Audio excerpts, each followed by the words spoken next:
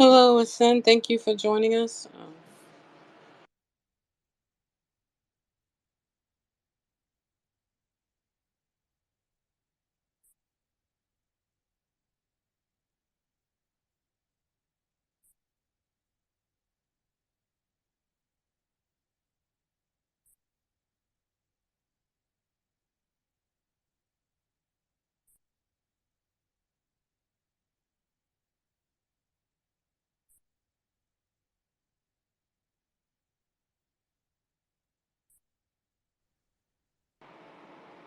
Hey, Edwin.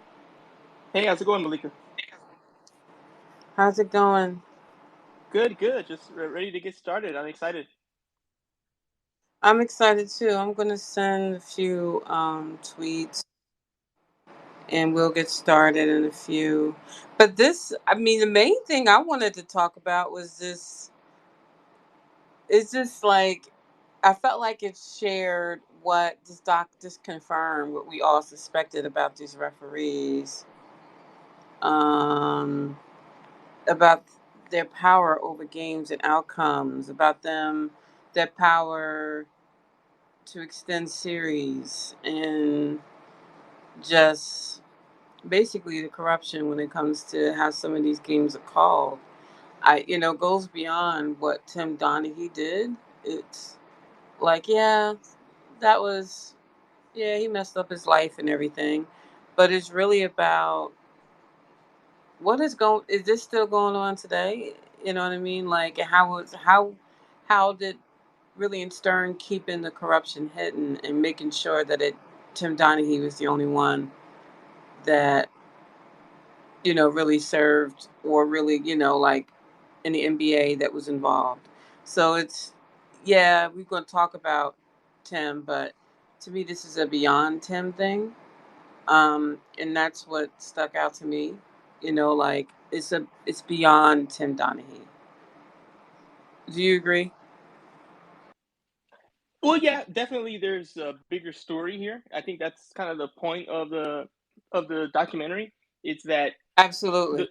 the story at first is, hey, there's this ref who was allegedly fixing games and reporting on it, but the bigger story I think is it's always the cover ups worse than the crime, and I think that's the part that people find alarming is how it was kind of covered up and how it was just said, hey, it's just one rogue you know person, look no further, and let's just punish him and let's move on. And yeah, like you said, the of all the sports, NBA specifically is the one fans always accuse of being fixed and the refs messing with the outcome. Famously, right? Steph Curry's wife tweeted out the fix for ratings or money. I'm not sure, right? And then she took the tweet down. And I think that again, that was an example. I don't think anything happened there. I think she was just emotional because I think that was game six where Steph fouled out at the end.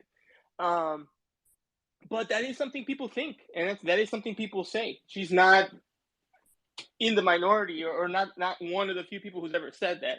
There's a lot of people who feel that, and this Tim Donaghy situation is kind of validation for some of those people to say, you see, I knew there's fishy stuff going on, and some things don't feel right.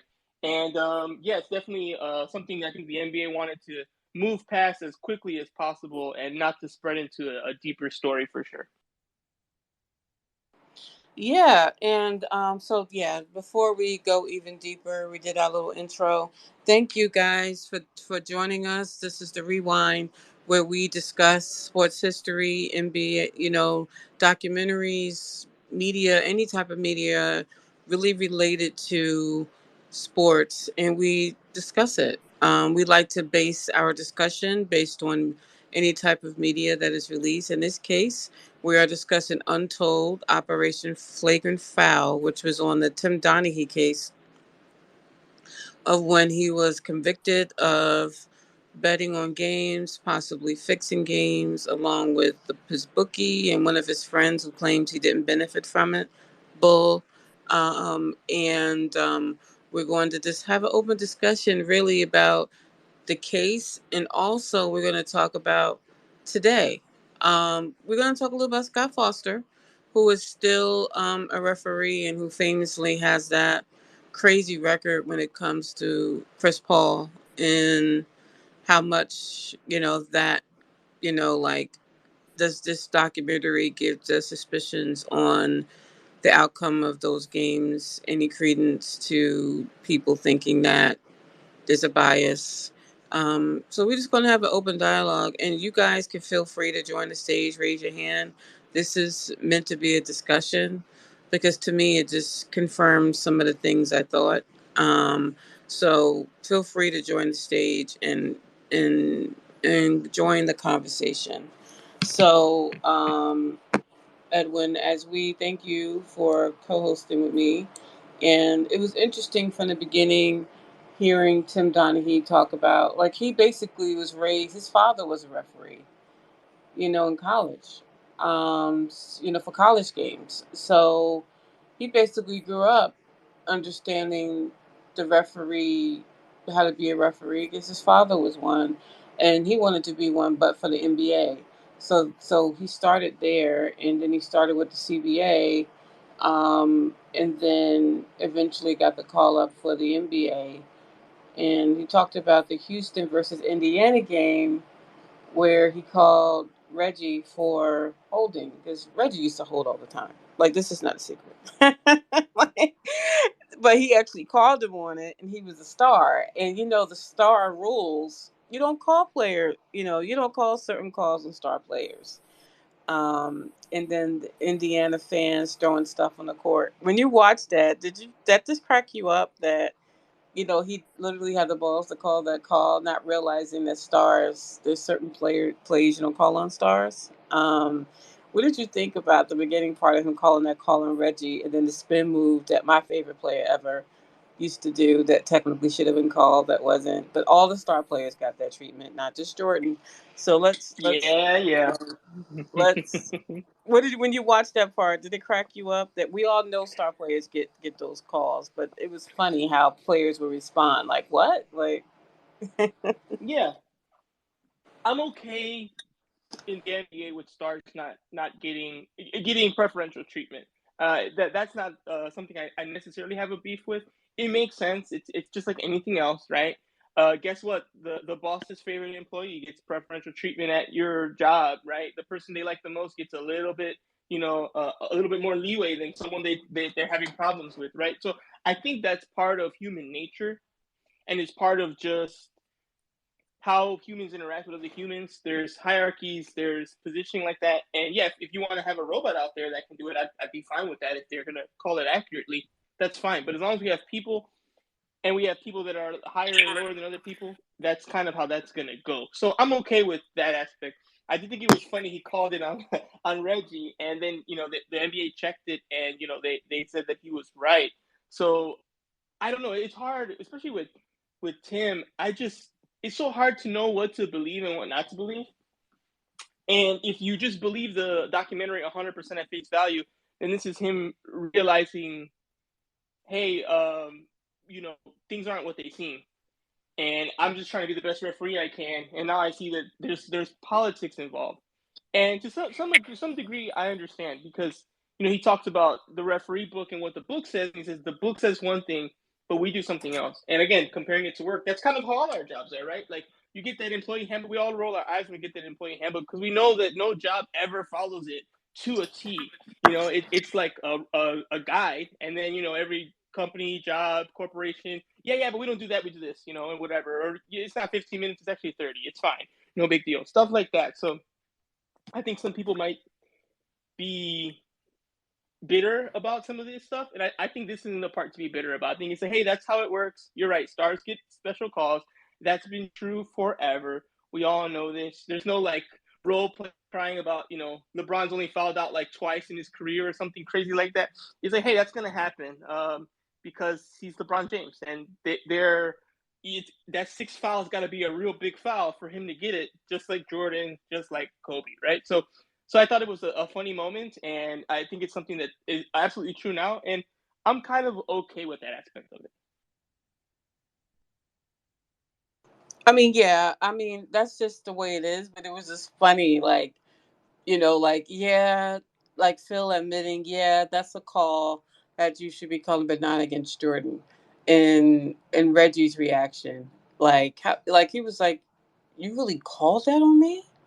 It was just like the audacity of it, you know.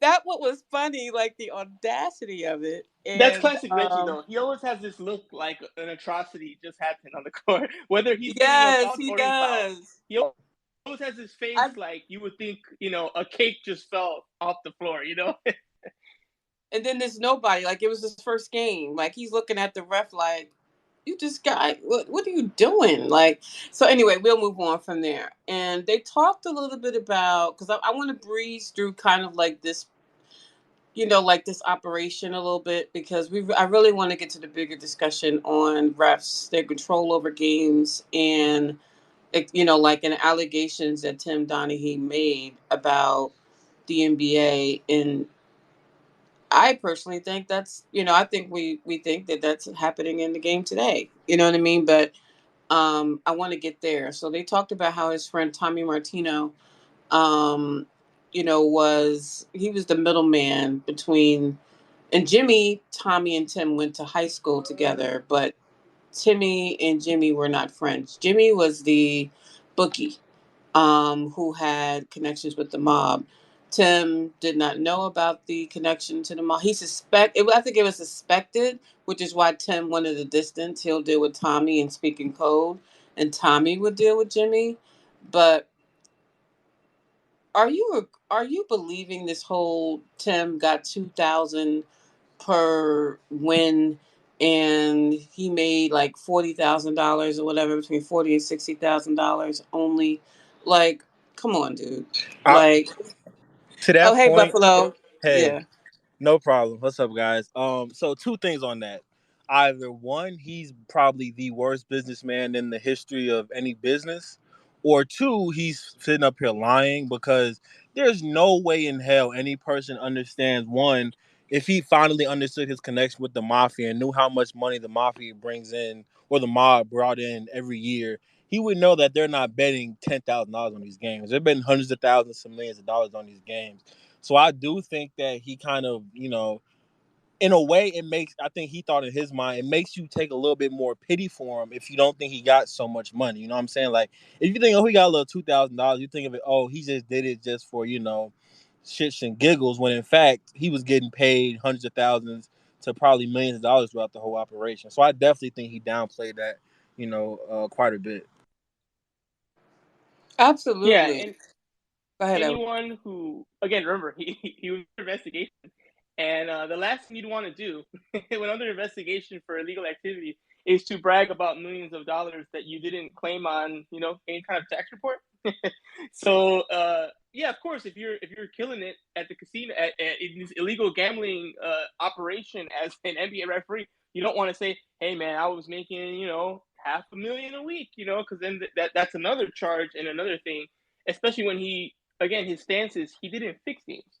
He just bet with quote unquote inside information. That's been his sticking point and his talking point for weeks now. That's what he did.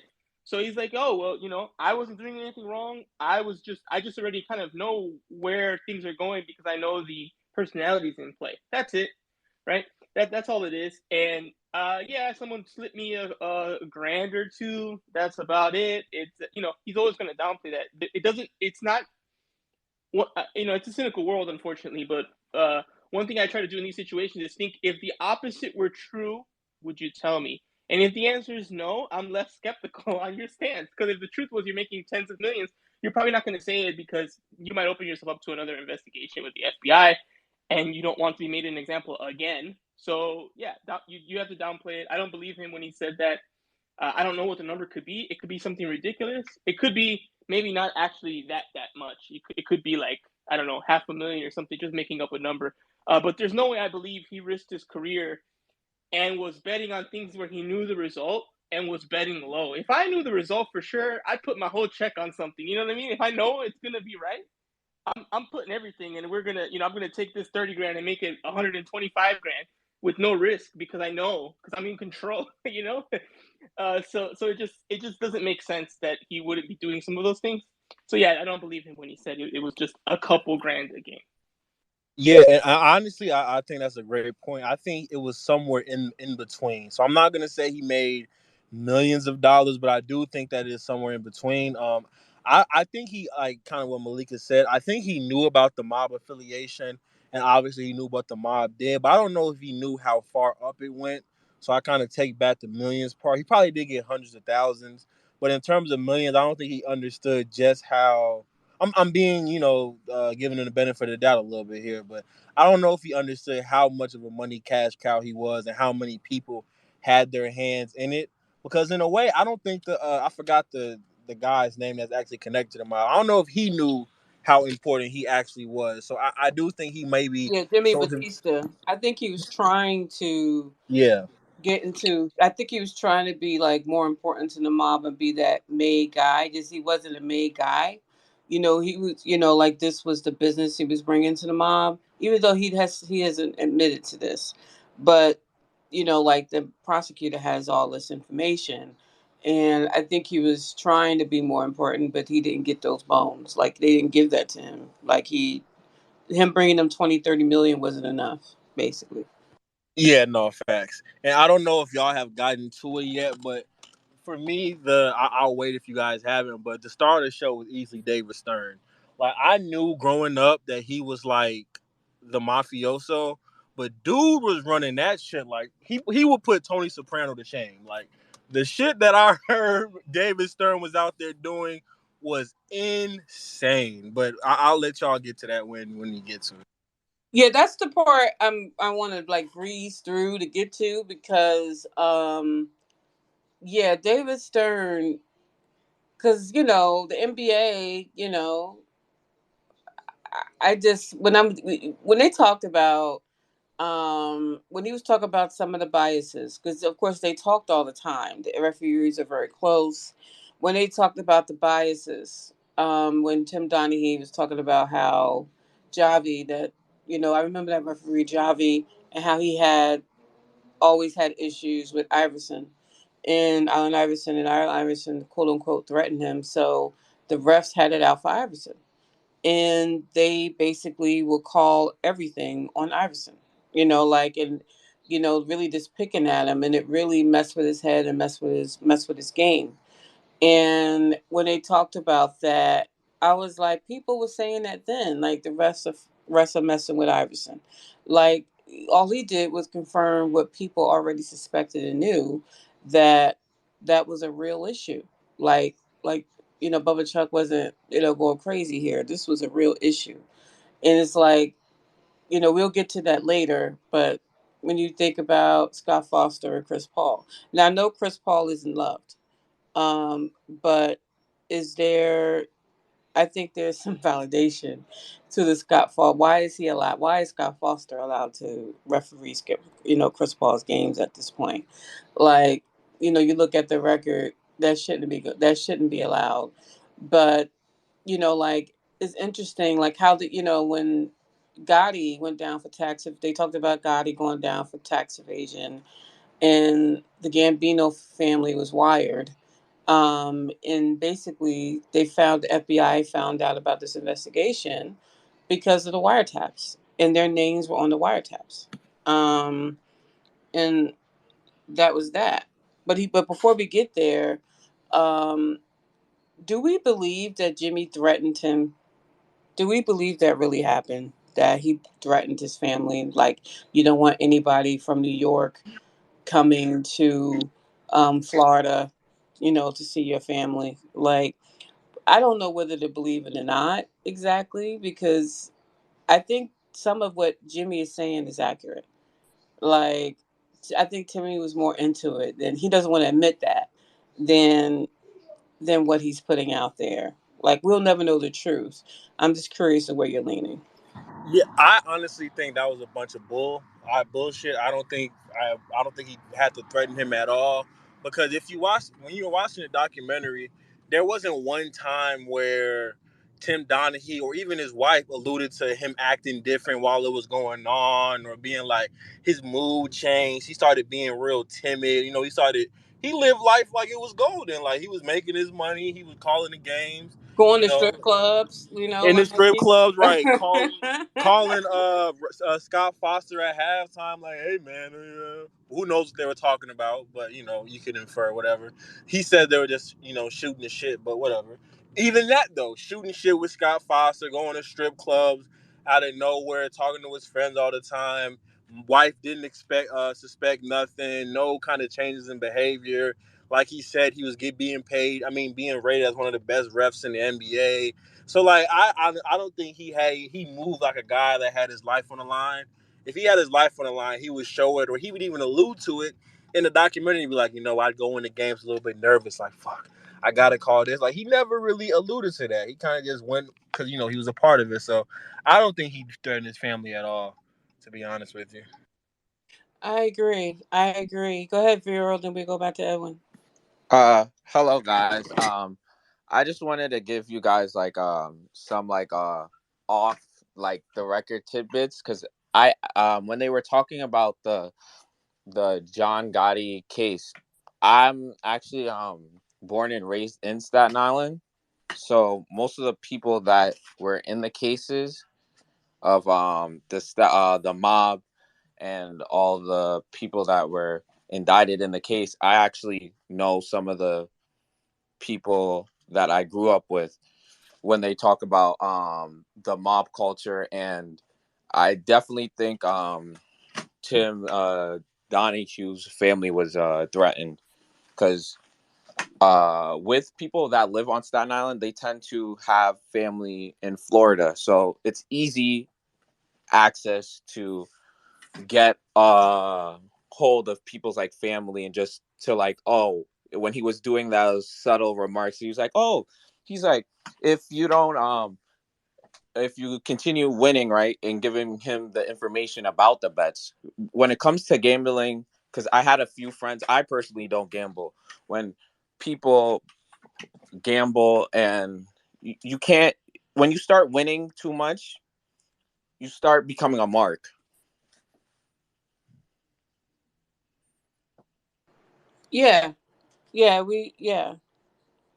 that's true. I mean, I think we're aware of that, but my point is with Donaghy, even his wife and really didn't mention, like, she mentioned his mood, like Tim's mood kind of, like she knew when he was talking to his friends and all that. But and when she found the money, she talked about she didn't want to know where it came from, so she really didn't mention it. Like she didn't even want to know where it came from. She just kept it moving. Yeah, okay. I don't necessarily believe that. I think it was for camera, but I call into question just I don't believe that claim personally. If you would like to join the stage, please raise your hand and come up to the stage and join us. We're going through the Tim Donaghy doc, and I'm just breezing through it because I really want to get to referees in general and how they ref games. Tim Donaghy was mainly, started splurging on things, and that also raised an eye. He started buying things, and really spending lots of money, which also raised some eyes. Tommy was actually called into the FBI because of the wiretaps, and he spoke with the grand jury twice before letting Tim know that the jig was up. And so now we're here. We're here to where they are called to the grand jury, and when Tim starts running his mouth. One of the things that was noted was the Sacramento versus Lakers series, and how costly it would have been if, like, that series like ended in a sweep, or a series ended a sweep. What it cost the NBA, like how these series, like it was basically understood that these series, like it was better for the NBA business wise for the series to be extended, and so that series was so. And when we got to this portion where we talk about Sacramento versus your Lakers, what was going through your mind, hearing this truth? Right. Well, I've heard this truth before, and I know it well. It's not again, I yeah, my in my heart, everyone knows, big time Lakers. I love the Lakers. I want the Lakers to go 82-0. Probably won't happen this year. but I'm also honest when they're playing bad and when they're on the wrong side of history, which happens because we are all sometimes on the wrong side. And the Lakers didn't do anything wrong. They weren't out here fixing stuff, but they're just playing the game. But clearly, I think anyone who watches that game 6, regardless of your fan perspective, has to say the calls were outrageous, especially in that fourth quarter against the Kings, and they wanted it to go 6 games, and they did what they had to do to get it to go 7 games, and they did what they had to do to get it there. I saw them, in person when they happened. I was watching all those games, right?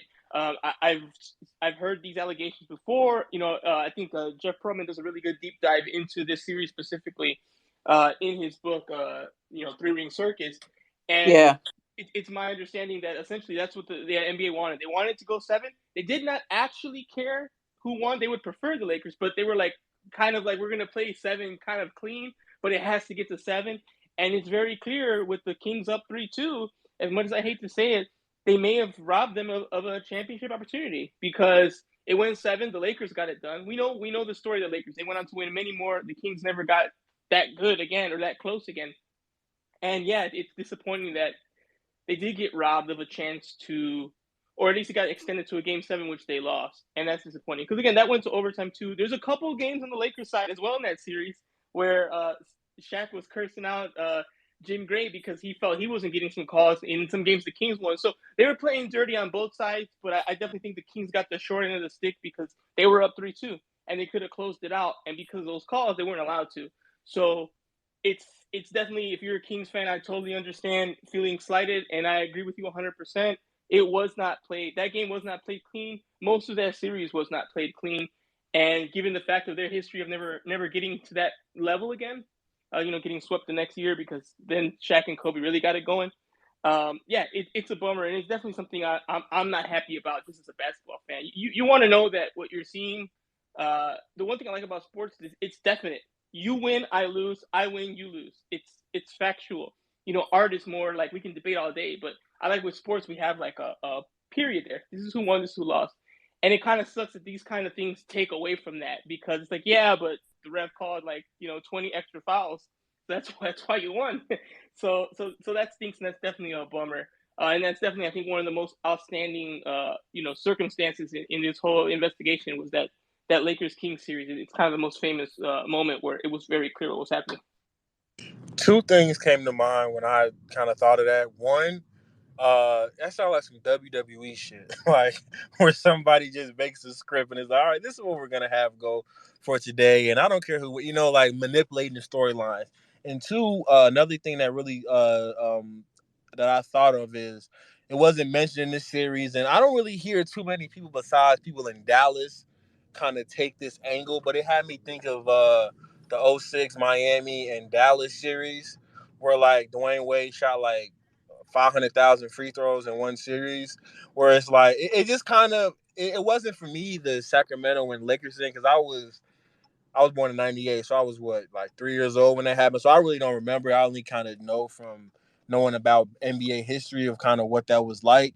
But it just kind of made me think of that '06 series where I'm like, they really can just like, manipulate and one call here can change everything, and one, see something and, hold your whistle can kind of change it. So the series that kind of just came to my mind when I thought of that was at Miami and Dallas, where I'm thinking, man, ain't no way D Wade shot all them damn free throws, to be honest with you. Yo, Buffalo, that's a great point too, because like if you go back and look at the tape, some of those fouls are like outrageous because I think during that play style was when before Dwayne Wade had all those lower body injuries, because you could see like during that time it was like a much more physical game and the fouls are just like crazy. But also like I remember Dwayne Wade used to wear like hockey and like padding, because every time he would go into like the paint he's taking like hits and he would just like fall. It was like it's just that kind of playing style is just like, so it puts a lot of wear and tear on the body too. Yeah, and another when when I was thinking about what they did in this series, I was also thinking about they mentioned Scott Foster, and I don't think people realize how off like Scott. He said Scott Foster was like a brother to him, but you if you look at some of the evidence, it was like Scott Foster called. He called Scott Foster like around 134 times. Like when he was officiating or after he was officiating games. And right after, he was busted or he was arrested, the Fosters cut off the Donaghy's, and they haven't spoken since. Because Scott Foster like, you're already taking me down, and the NBA didn't allow any other ref to go down. Like Donaghy wasn't even reffing the game, the 2002 series between the Lakers and the Kings. People think it was Donaghy, but it wasn't him. There were three other refs reffing that game, but Donaghy was still the only one to go down because of Stern, and the massive cover up because they had that big deal coming, the media deal, and like exposing this and exposing this conspiracy and what the NBA was doing, like extending these series and um, you know by the corrupt, really, by basically the rest following what they wanted them to do, it would have, put that deal at risk. It was like 7.4 billion. So we're talking billions of dollars here. This is big money. Like, so they did what they did. The NBA had the refs do what they had to do to make sure that they got that, they extend these series and make them more bankable and make them more profitable. So let's talk about that as we look at a new deal that is about to, come up with the NBA. Let's talk about the influence of the media deal and the impact that played in how business was operated back then, and what could be happening now with this new media deal coming up. That's a great point. One thing before that is I just want to talk about Steve Javy real quick. Oh yeah, Um, Iverson. so, Yep. so the whole thing with Iverson is freaking hilarious to me. That um, they openly admitted, not only him but other referees, that hey, we thought Allen Iverson should have been reprimanded for this. We're gonna take that out on you. We're gonna call the palming violation. And they obviously, he said they texted Steve Javy and told him to watch the game and watch how we humiliate this dude, and we're gonna call all this calls. And obviously Steve Javy, and then they made a kick out of it. The shit that was so funny to me is that when you turn on ESPN and you watch a game in 2022, Steve Javy is the guy that they go to get the unadulterated or the unfiltered referee take. And it's so funny because every single time he comes on the screen, you know exactly what he's about to say. Whatever the hell them refs on the court called, he agrees. It's to the point where it's like, why do you even ask this guy Yo, what the hell he thinks yo, about anything? thank you, Buffalo. That's a great point because that thing. Every time you see Steve Javy, you just know your team in that particular moment is not going to win that call at all. Like that Mhm. thing just irks my soul whenever I see that man in the office, in the New Jersey office, and he just tries And to that play it off slick. let's go to caucus for Steve Javy. Steve, on the court, they called this, and I understand where they're coming from, and it gets real awkward when they change the When they call because when they he's changed the like, call. Yeah. Yeah. Yeah. and then Wait. and Let's then go my Uh, to last thing Guzzle. he get. Viewer, let's go to Guzzle. Guzzle is on mic. I want to hear what he has to say. Guzzle. Yeah. Speak and hold your peace. Steve Javy. Yeah. He did agree with not ejecting Draymond in the Grizzlies series. Even though the refs on the floor ejected Draymond for that. That's the one thing I can think of that he didn't agree with the refs on the floor. But we did see all of this play out in the 2016 finals, did we not? I mean, they did not suspend. They suspended Draymond after the fact. They never made a call on the floor. It was a 3-1 lead in the finals, right? They talked about how many millions of dollars it was worth every single game. And to have this, I mean, people still talk about the Warriors either blowing the 3-1 lead or LeBron and Kyrie coming back from the 3-1 lead. And that is a series we will always remember. And how it was so, a lot of it was the play on the court. We know this. The play on the court, sure. But it was the series shifted on a call or a non-call by the refs. And then that went to the corporate offices in New York. And then they decided, unprecedentedly, never been done before, to upgrade it to a flagrant foul, and that triggered the suspension on Draymond, which flipped the entire series, which ended up going 7. So I mean, I remember, I was old enough to watch the Sacramento series. I was in a bar with Laker fans and Sacramento Kings fans in California, and it was wild. That game 6 was incredible. There was fights at the bar I was at because it was what the Laker fans were rubbing in the face of the Kings fans, and the Kings fans were just out of their minds at what we watched on the floor. So that's the most egregious one, I think. But I think if we watch games and we remember games now, if we really think about it, there's no doubt in my mind that a lot of this is fixed. A lot of it is fixed, and it's fixed for ratings.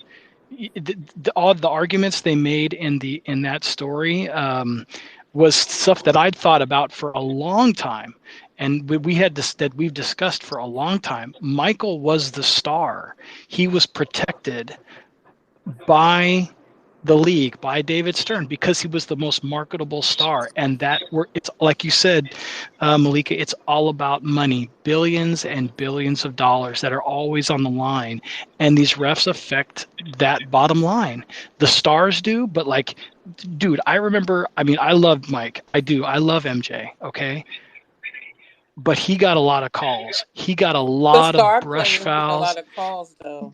I mean, Yeah, star I know players. that's right, but like they said, that helps the league's bottom line, right? Was the Yep. star players, and Shaq even said it in an interview that we don't come to see the refs. We don't come to see the refs. We want to see the players play. And I think the best referee games, and I think we can all agree to this, the best referee games is when you don't notice the refs, right? When it's the players that are deciding what's happening on the floor, and the refs are there just to kind of keep it from getting out of control.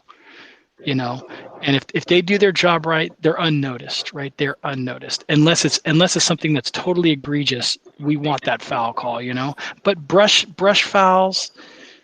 Have you any of you ever sat down low at a game before, like an NBA game, like first, second row, third row, something like that, where you can sit really close to the players? If you ever sit down low, you realize how many fouls go uncalled because you hear slaps and you can. I've sat low many times, and I watch guys get hacked, absolutely hacked, and they don't call it. Now, it could just be because it's the player that they are too. It could be that it's their reputation and the player that they are, that maybe they don't get those foul calls. We all know this. When rookies come into the league, do rookies get calls? No, they got to earn it, right? They got to Yeah, earn absolutely those not. calls. Yeah, yeah, absolutely not. And that's So, Yeah, we always come been into an you advantage next. in the We league. come into you yeah. next African season. So yeah. So I'll just wrap it up real quick, just saying that there's a lot of truth in that documentary, lots of truth. And it's not David Stern. We really got to see how powerful he was. That man ran, basically. He had connections everywhere. He had the FBI investigation shut. An FBI investigation shut down. That's He had people in crazy. he had That is people in the crazy. mob. He had people in the mob too. David Stern. Okay, so I'm going to watch it again just because I know there's some things that I missed, but it did prove a lot of things that I had thought about for a long time correct. So I'll just wrap it off on that, but I'd like to hear you guys' thoughts as well. Just fast forward to the middle to get to the Stern part, because that's where the meat was. Like, like when you got to the end, like, yeah, Tim Donaghy, yeah, yeah, yeah, some of the stuff he was saying. But when we got to Stern, like, there needs to be a real deep investigation of Stern. Yes, it was some good things, but we need to do a deep dive into David Stern. Like, who's going to be Malika, bold he enough to do? offered the chief investigator from the FBI a job. He did. Yes, that's. When I saw that, I said, "Yo, we need somebody like you in our team." No, I want you on my Where I'm from, side that's a so Malik, you kind bribe. of. Malika, It's not excuse a me. job, that's a bribe, you know? Yeah, basically, but African. Go ahead, African. Go right ahead, Uh, African. all right, yeah, I'll try to keep this short and sweet. Um, well, No, you two got the things. mic. Do One, your thing. You do your thing. I think, I think we all kind of know, like inherently, there's going to be biases. Like if you got home court advantage, right, you're going to get the benefit of the call. If you're a superstar, you're going to get the benefit of the call. I think what happened in this situation. Well, first of all, let me just start off by saying, anybody that ever believed that Tim Donaghy was the only one involved in betting on these games and fixing these games, I think I think that's a little gullible to think that. Like you mentioned earlier that Scott Foster, he would call him like over 100 times before and after the game, and so to me it's like so at least on the very least you at least have evidence that Scott Foster may or may not have been involved in that. You mentioned the Steve Jobby thing when they told him, to watch the game, because they were going to get payback or retribution on Allen Iverson. That's where I feel like it's crossing the line.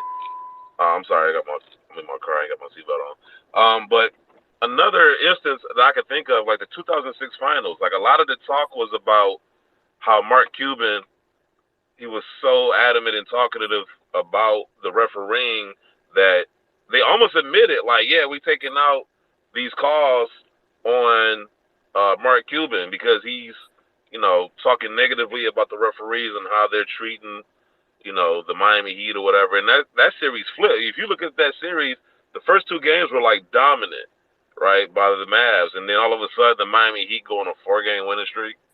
And Dwayne Wade gets like 30 calls a game. It was crazy. The last one I can remember, I know the last guy mentioned the NBA Finals where the Warriors were up at 3-1. I don't really count that because you still got 3 games. Like, okay, so Draymond is out for 1 game. You still got 2 games to close that. So I'm not really trying to hear that argument.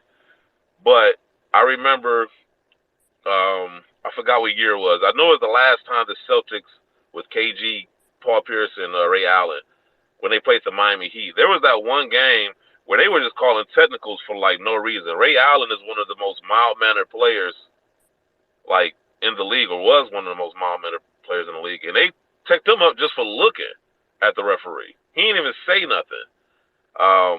I think that speaks to how the referees and the league, like at the end of the day, the league is a business. The league is a business. They're gonna do what's best for the bottom dollar.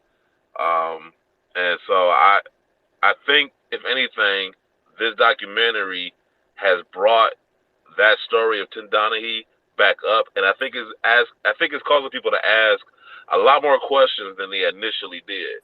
I think the NBA, with the power they had, David Stern, as slick as he was, and I think because they had relationships with ESPN or whatever, I think they were able to kind of hide this story or bury it.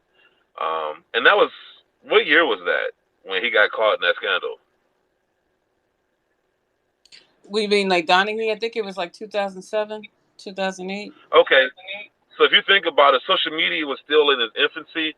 So I think now, with social media, and you got these social media detectives, I think now that it's like a story again, I think you're gonna start seeing a lot more dirt come out about what really happened during that whole time. Because to me, like I said, like I agree that Tim Donaghy, you can't take it what he says at face value, because I do believe he's lying about how much money he got. But I definitely believe him when he says he wasn't the only referee.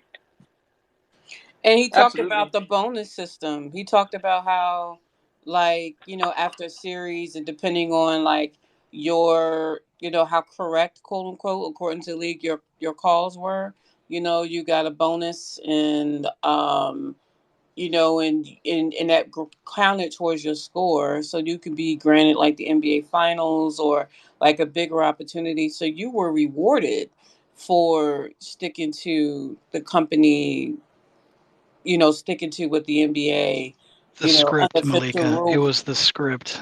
It was the script. If you stuck to the script, you were rewarded with a bonus. And the that 2002 series, Donnie, he noted that they moved on to the NBA Finals. So they stuck to the script. and were rewarded for it by moving on to the NBA Finals. So this is, and I love the NBA. I love the WNBA. I love hoop. I love hoop. But when the refs are brought up as the issue, you can't just go, oh, don't leave it to the refs. These refs have power. Like, I'm one of those people. I'm gonna try to keep me saying that to a minimum. Don't leave it up to the refs because they have more power than I think people give them credit for, including myself in the past. They could swing, like Donnie. He was like, I could swing any game 5, 10 points. They do have that power. That's what he was telling some of these people. He can sway a game 5, 10 points. 5, 10 points is the game. So, you just got to be smart when you call the foul. Edwin Denvero. Yeah, and for me, it's I think the one thing that the NBA has to realize, and hopefully this coming to light more, because it's interesting. These are nothing new was kind of brought to light, but it's been so many years, you kind of forget about it, and you kind of get the details right, and contextualizing it on a platform like Netflix that just about everyone has access to is a great way to be like, hey, this did happen not that long ago with people who are, like you said, Scott Foster, who are still in the NBA with these jobs. Maybe like let's take a look again at these kind of things. I think the one thing, I don't think there's an NBA official or NBA personnel in this space, but if they ever find it, my one thing to tell them is we want to watch basketball. I understand you want more money and more games, but at the end of the day, the purity of the sport cannot be tarnished. Personally, the reason I don't watch WWE is I don't want to watch a fake sport. I don't. If you already know you wrote it, for me, that ruins it. I like the mystery and the competitive spirit and watching two teams going at their absolute best and finding out if I was correct on who the actual best is and seeing that. If I know that's scripted or I'm being cheated, I'm out. I'm not going to watch that, right? I think that's what they also fear. They don't want you to know how much of this stuff they are, adjusting, right? That's why they shut it down. If they really didn't care, they would just let the FBI do the investigation. They knew, no, that's not good. They understand the dollars at stake is the integrity of your brand cannot be tarnished, and you definitely shouldn't be the one tarnishing it. You can just call the plays and if the Lakers don't make it, if the Warriors don't make it, if Steph doesn't make it, so be it. It is what it is. May the best team win. That's all we want. That's all we want. And if it's the Stars, great. And if it's not the Stars, that's just how the cookie crumbled, right?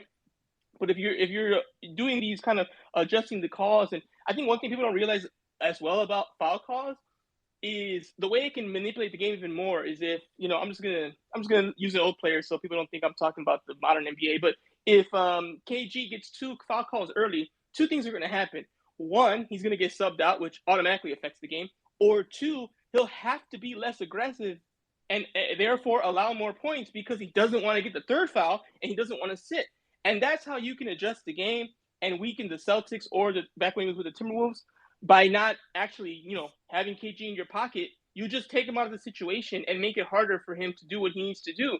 Dwight Howard talks about it all the time. He's like, they asked him how he used so much early foul trouble with Orlando. He's like, I just try to deal with it. What can I do? I'm just trying to play my game, and they called me too many fouls tonight. I don't know. I played the same the night before.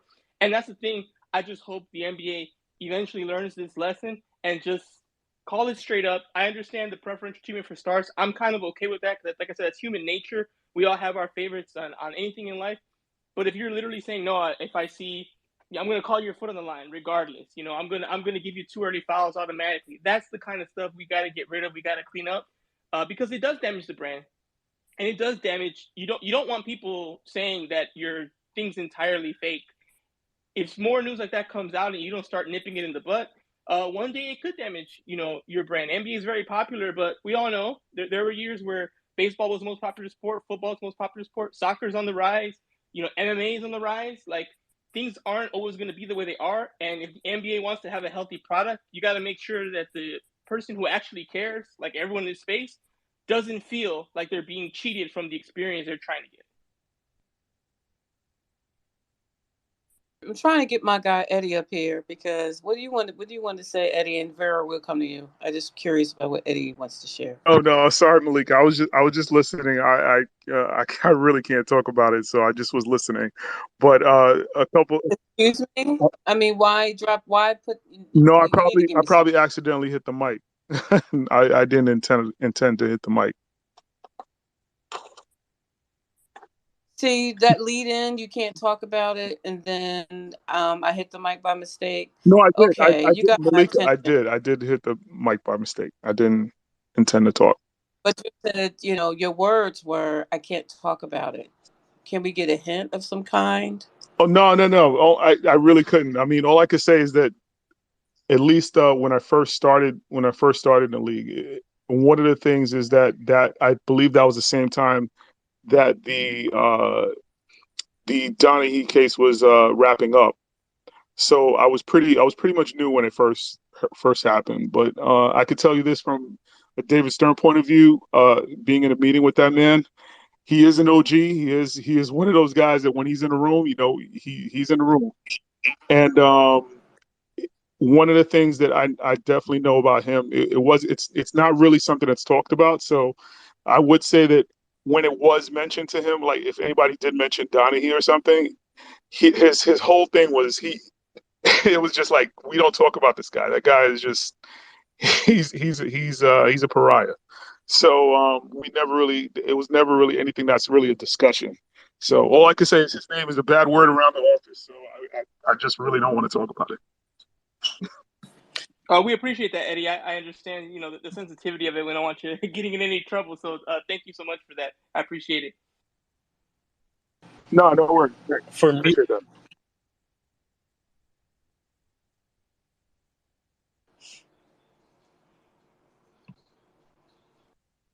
Euro, go ahead, and then Buffalo. Oh, so like I think this like documentary kind of relates because like I'm a big MMA fan, so it's kind of like a problem that MMA and the UFC is having right now. It's not really a problem, but coaches, MMA coaches are actually betting on cards now because they already have the prior knowledge and they've been studying all the fighters. Now they're placing bets and making money on the outcomes of the fights. And I'm like, because MMA and in the States is relatively new. So the laws and if you like work for the company, it's kind of like in the air right now. So it's like very weird, like because these coaches they don't really make that much money, but they can make so much money in other revenue with gambling though.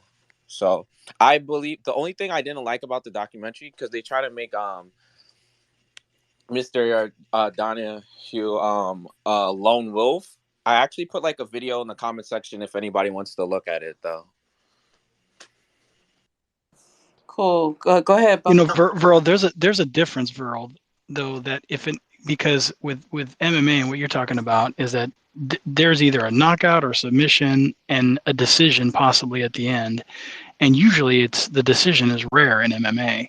And there's one thing between an athlete possibly changing the outcome or throwing the match versus a referee like stepping in too early, right, or stopping the fight too early or something like that. That's how they can control the outcome in MMA. I mean, if these managers want to or these coaches want to bet, that's fine because they're not in the ring controlling the outcome of the match. You know what I mean? Like this is what the NBA was doing. They have been controlling outcomes of games for a couple of decades now. A couple of decades. Oh yeah, Guzzle. Yeah, that's a great point. But I just think, I think there's like a conflict at interest. Like, don't you think like with that Yeah. prior knowledge, like you shouldn't be able to, if you're work for the UFC and then you're a coach, you shouldn't be able to also bet on the If game. they think their guy's not good enough, then they're going to use the inside information that they have. They probably bet against their own dude, as long as the guy's not throwing it. I don't care. I don't care. Yeah, Somebody's but getting knocked out. I think what Vero's mentioning is that's why the MLB was so Yeah. strict with Pete Rose. We don't want it Yeah. to. It's a slippery slope. Once they Yeah. let you do that, then maybe hey, he's got an Edwin, injury. You tell your friend, Edwin, you made a really good point, Edwin. You just said, I think, what do you all think? We just want it to be fair. If you think about the history of the league, how many championships would have been won by certain players if the game was called fairly? How many franchises would have a championship now that don't? Sacramento could have a championship. The Pacers could have a championship. The Knicks might have been having another championship. The Utah Jazz, these other teams that aren't like marquee teams, they could possibly have championships right now. We wouldn't be talking about a Kobe Bryant, Shaq three-peat right now if the game was called correctly. Think about that. Think about how we think about them in the context of history of the game, and how that game changed the history of the game, right? We could be talking about Weber as a guy with a championship, right? It's mind blowing to me, some of the stuff that if we really think about it, because the history does affect our future here, right? And I know they accept gambling now. They accept it, the NBA's partners with MGM. And I think all of us, like you said, Edwin, we just want to see it fair. We want to see the best players win, the best teams win, and not have refs or outside influences affect that outcome. A couple of Yeah, go ahead, yeah. Buffalo and the African. So yeah, a couple of things. One, I do think that really want to get you guys' thoughts on. So I know that Tim Donaghy obviously was a big part, and his calls kind of swayed it and all things of that nature. But I think one of the more interesting things, and I kind of keep bringing it up, is Steve Javie and this kind of vendetta officiating that they had against Allen Iverson. My question is, I wonder what the hell they think of with a guy like Luka Doncic. You know what I'm saying? A guy who completely every game, I mean every single play. I love my boy Luka. I'm a Mavs fan. I love the boy, but every damn play the man's barking at the refs, yelling at the refs. Where's the foul? I didn't foul him.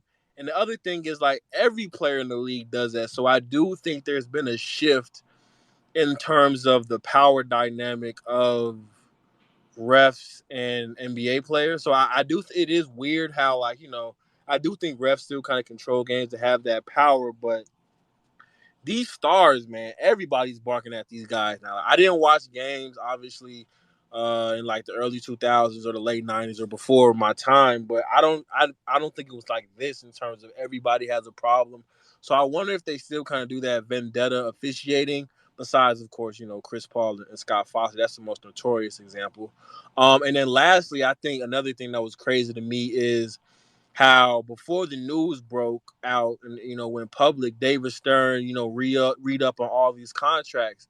And in my opinion, obviously they had the little disclaimer that ESPN, NBC, all of them joints was like, we didn't collude or whatever, like a disclaimer, like there was no weird stuff going on.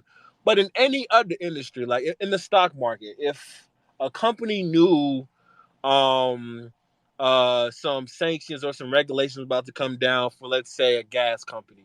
Nobody else knew it, but they knew that an investigation was brewing into it, and they sold all their stock like weeks before it dropped. That dude would be in prison right now. That dude would be in jail for insider trading or some type of Yeah, bullshit right. going on. That's insider trading, That right? is to no information and no impending doom for a company, and before that company does it, to re-up on it is crazy. So the only thing that they can argue is that those companies didn't know that, and it's hard for me to believe that. I believe that David Stern, being the OG mob boss, John Gotti 2.0 that he is, went to them and was like, "Yo, I think it's advantageous for both of us to get this money in now, lock it in before shit hits the fan," and they did that. But if anybody else did that or anybody else made that kind of move in any industry that wasn't the NBA, they'd be in prison for insider trading. So I think that's just one of the many examples that David Stern he was on some shit that I can't really describe. Thank you, Buffalo. African Caesar, go ahead. I think we're losing sight of the real story from this documentary. And I think the real story is my man said that he ate some bird shit just because. Oh my God! Yeah, I remember. I remember that. He as being a risk taker or something, proving he was a risk taker. Oh my God! I Yes. wonder. It's hard to tell where it all went wrong, huh? You go far back and Yeah, you want to eat the pigeon stuff, and that's like a turning point in life where you realize he said it unlocked something in him. The man said he didn't know what happened. Like The only thing I didn't like the way he like talked about it, like it was some like euphoric feeling after eating bird feces. That was just nasty. Pigeon, to be specific. The curiosity of the pigeon. I'm glad I wasn't eating when I watched it. Luckily, I was just drinking water or something. And once I heard that, I'm like, okay, I'm not drinking any water for a couple minutes here. But yeah, that's very funny. Yeah, that was an interesting tidbit. Reminds me of the Fire Festival doc where a guy talks about doing a favor for someone in a sexual act. I'm like, why is this in this documentary? It's so weird. Which was what ended up becoming a viral moment. That's yeah, the pigeon, the wanting to eat the pigeon poo in Untold Stories about Tim Donaghy is a pretty funny left turn. Man, this documentary, I mean, to me, this is just all this does is just, right before the season starts, waking the conspiracy theories, like, right, when refs call games and, like, coming up this season with, like, so much parity in the league. It's going to be insane with the theories going around. If a call doesn't go right, if Javi is on the screen, like, it's just going to be interesting watching games this season. And it makes you look at previous series with a different lens, like when Guzzy Guzzle brought up the 2016 series when LeBron won the championship home. It just brings all of that back into focus. So I wanted to have everyone give their last thoughts on tonight's discussion, and then I'll close this out and talk about what we're going to talk about next week.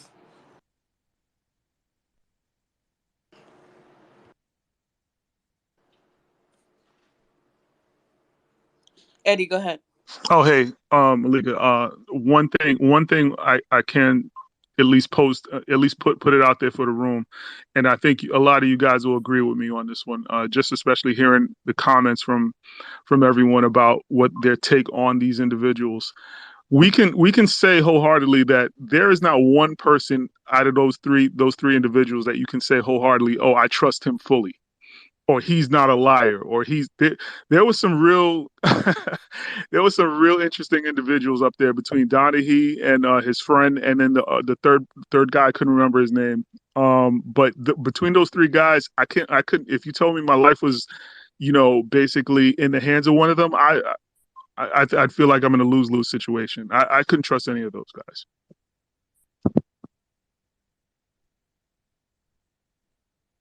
Yeah, and my closing thought is definitely in case maybe you were here and just didn't watch it, definitely watch it. It's a good watch. Untold has done an incredible job.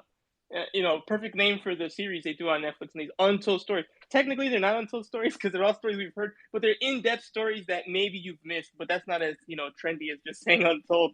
But they've done a great job with this series. I really liked it. I've usually been a fan of the 30 for 30s, but honestly, I feel like they've been slacking a little the last year or two. And Untold's definitely been picking it up. They've done some great ones, and this was another great one about this situation. And like I said, it's recent, but it's old enough that a 20-year-old, which is kind of the demographic the NBA caters to, might not remember 2008, and definitely doesn't remember 2000 because they were 2 years old maybe. So it's good to kind of hear these things, see these things, bring it to light, and have uncomfortable conversations because none of us here want fixings and things of that nature. We want to enjoy our sports and have fun and enjoy great basketball.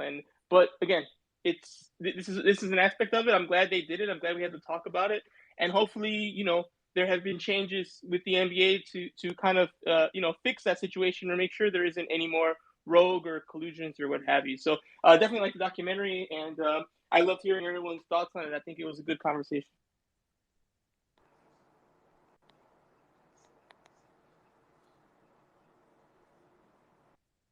Sorry, I was actually sending you a message at one. Go ahead. Go ahead, just 30. I didn't 30 and Dubs is up here. Go right ahead. What's going on, room? It was a good documentary. It was informative, but it made me think about how much organized crime have their hands in professional sports. In Because if you go back, everything. In if you everything. go, you remember back when the Boston College fix, And how they found out about that was going on is through FBI conducting a wiretap. But this was discovered over a wiretap. So, like, like the FBI wiretaps on the Gambino family. So And the it's Arizona just, State wiretaps. There's a documentary on that as well in the on Netflix. Wait, excuse me, Malika. You know what's also really telling, right? Do you remember when they were talking about on when you guys did earlier about the Lakers show, right? yeah.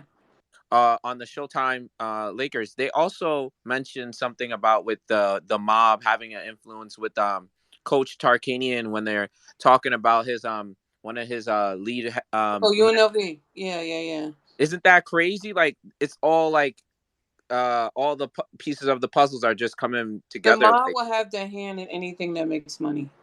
Let's make this perfectly clear. If it makes money, there's a possibility you will have some mob involvement. That's just the way things go. But do you want to give a closing thought? I just want to give everyone a chance to give a closing thought. oh yeah, actually, the one moment that broke my heart when I was watching this documentary was when you see Chris Webber like takes a huge sigh, like I think they play. It's like almost like near the end. He takes like a huge sigh after the game. Um, he plays against the Lakers. It's like that's like his last chance of knowing that he can possibly like get a ring. And I was like, damn, this is so like sad. Like when Guzzle was talking earlier, like this outcome really affects people's like careers and how you look at them. Um, in the future, like if they're deserving to be like a Hall of Fame player, how did they change the game? And then like it's just sad just looking upon on that. I'm just glad that he made the Hall of Fame. It's just like really sad when you think about it though, in like hindsight. Thank you, Real, Buffalo. Go ahead. Your closing thoughts. yeah, my last thoughts is growing up and being a fan of the NBA. I always thought of David Stern as this, old man that kind of had made some jokes every once in a while. Was all about business. I never really thought of him being what this kind of all powerful, all encompassing figure. Like I never really thought that at all. Just from the outside looking in, watching him do interviews, NBA finals, wherever the heck you would see the commissioner at.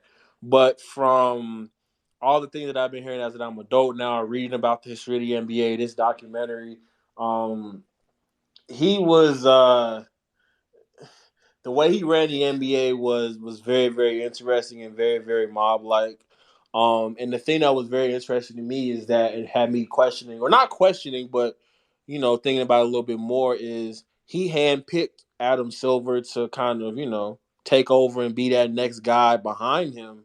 And the vibe I've always got from Adam Silver is similar to the vibe that I had of David Stern when I was a kid. Of stays out of his way, all about the bottom dollar for the league. Don't really think too much about him as a commissioner. But in any other industry, if it wasn't the NBA, if it's, your homie on the street, the mob, any business, if the leader was shady as hell and did a lot of illegal stuff, and before he left, he picked somebody, you would look at that person a little weird. Like, why did he pick you? What made him feel comfortable enough for him to entrust you with something so big that he built?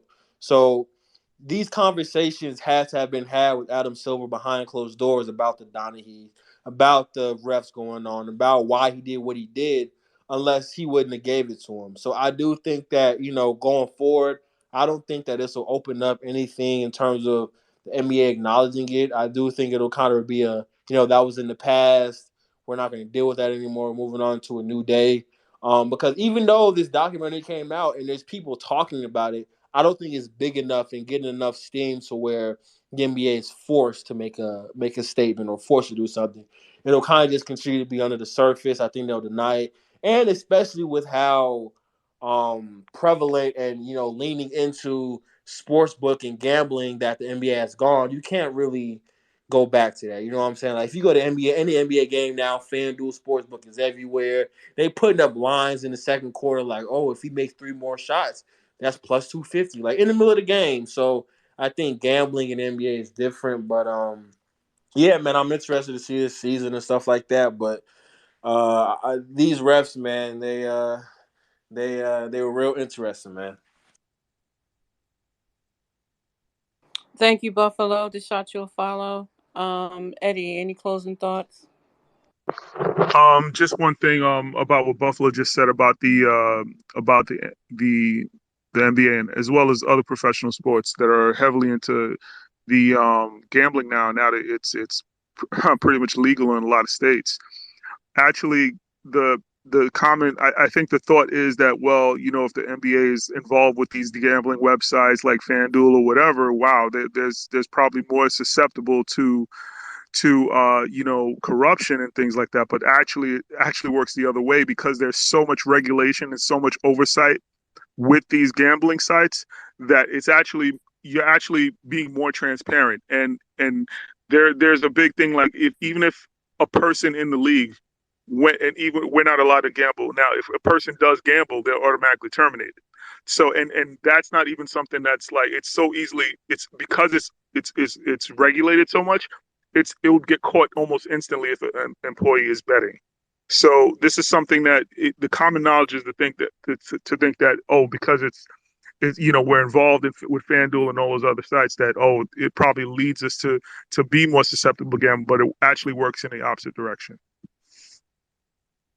Thank you. Thank you for attending tonight. I just wanted to, when I heard about this documentary, I really just wanted to have an open discussion on the refs and, like some of the things exposed about the refs yesterday and some of them still being in the game.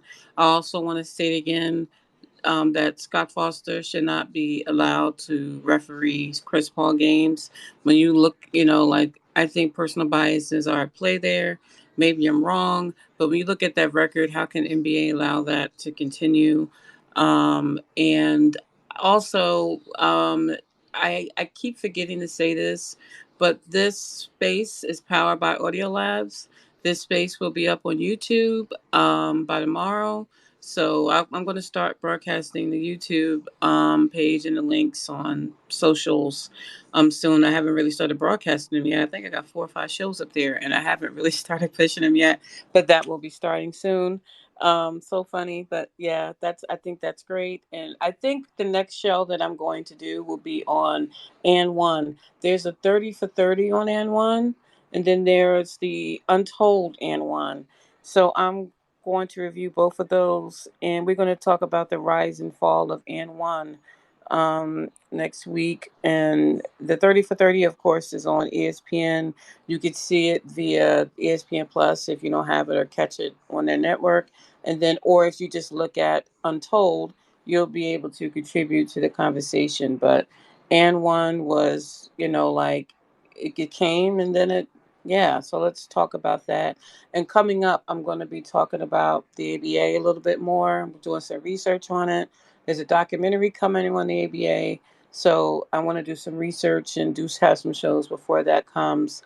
And we have some other programming looking at, like football's coming. I'm going to be doing something on the rise of the black quarterback. That's possibly going to be the October book. So we have some things coming, and definitely check us out. Shoot me a follow, or you can follow the Rewind. If you want to be caught up on the shows that we do have every Wednesday at 8. So check me out, and thank you for being here. And yeah, this is a Hoop Spaces, the Rewind space. And Edwin also covers the Lakers. You have an important interview that just dropped or about to drop. You want to mention that, and then we'll end the space. Yeah, just dropped an interview.